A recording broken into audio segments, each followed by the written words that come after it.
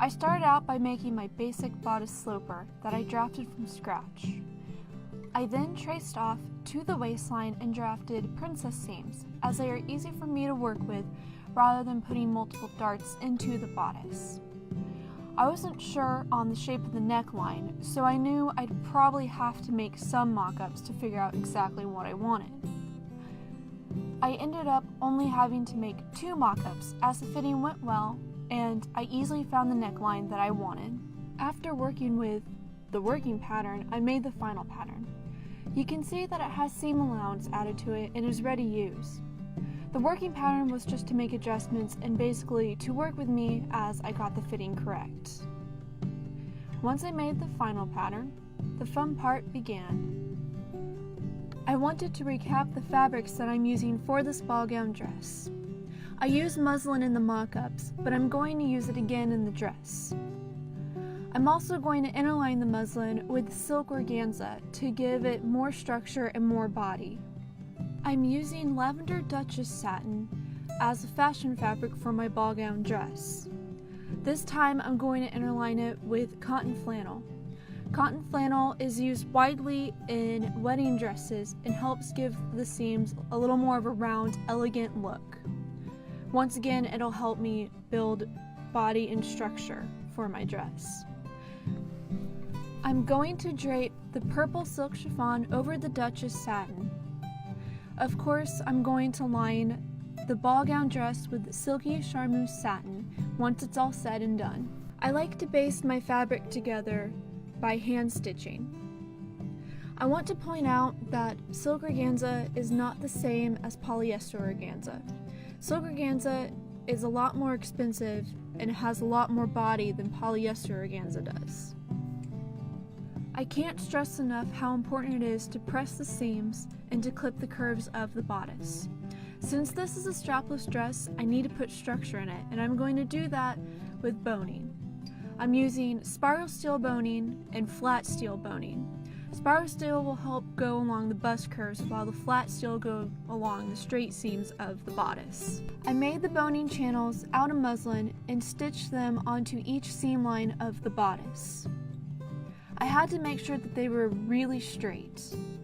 Once that was done, I had beautiful boning channels on my muslin/organza interlining. The next part was nearly the same, other than I did not add boning channels to it. Once everything was interlined and basted together, it was time to move on to the next part, putting it all together. Strapless dresses always need a lot of structure, and that's why I added so many layers of fabric and the boning channels to it.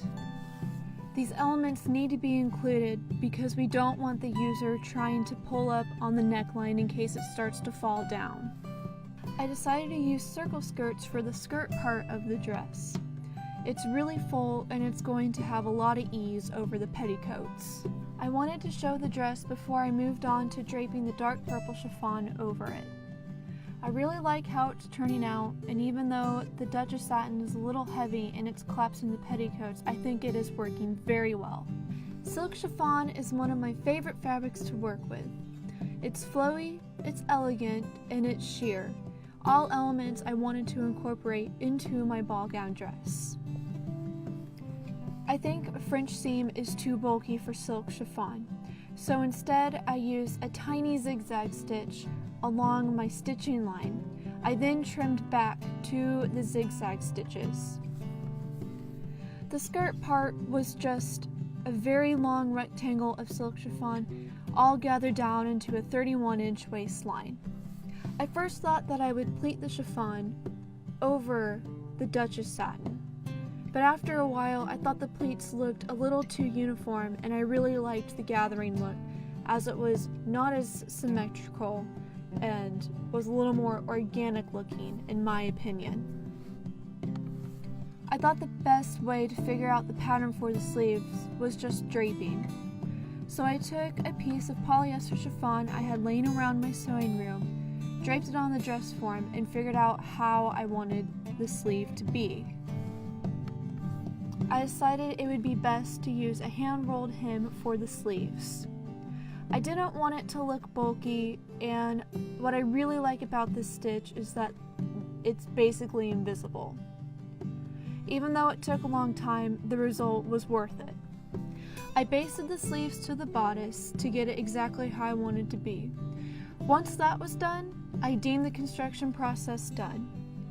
The construction process has been my favorite part so far. I'm very happy with the progress, and I think silk chiffon was the perfect material for what I wanted.